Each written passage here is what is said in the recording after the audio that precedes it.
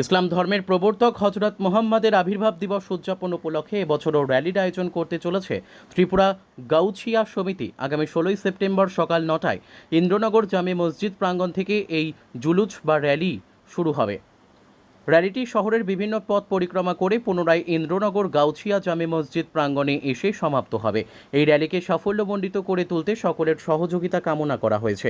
শনিবার আগরতলা প্রেস ক্লাবে আহত এক সাংবাদিক সম্মেলনে ইন্দ্রনগর গাউছিয়া জামে মসজিদের ইমাম নজরুল ইসলাম কাদির এই কথা জানান। আজ থেকে প্রায় ১,৫০০ বছর পূর্বে ৫৭০ খ্রিস্টাব্দে ১২ই রবিউল আউয়াল বিশ্ববাসীর মধ্যে শান্তির বার্তা নিয়ে আরবের মক্কা নগরীতে আল্লাহর রসুল আবির্ভূত হন।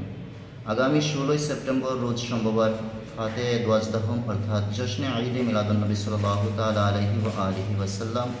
এই উপলক্ষে আগরতলা গাউছিয়া সমিতির ব্যবস্থাপনায় সমগ্র বিশ্ববাসীর সাথে অন্যান্য বারের নেই এই বছরও আগামী ১৬ই সেপ্টেম্বর সোমবার সকাল ৯ ঘটিকায় ইন্দ্রনগর স্থিত আওলাদের রসুল সৈয়দ ইউসুফ শাহ রহমাতুল্লাহি তাআলা আলাইহির মাজার শরীফ থেকে একটি জুলুস অর্থাৎ র্যালি আগরতলা শহরের বিভিন্ন পথ পরিক্রমা করে পুনরায় ইন্দ্রনগর গাউছিয়া জামে মসজিদ প্রাঙ্গণে এসে মিলাদ, কিয়াম, সালাম ও দোয়ার মাধ্যমে প্রোগ্রামটির পরিসমাপ্তি হবে।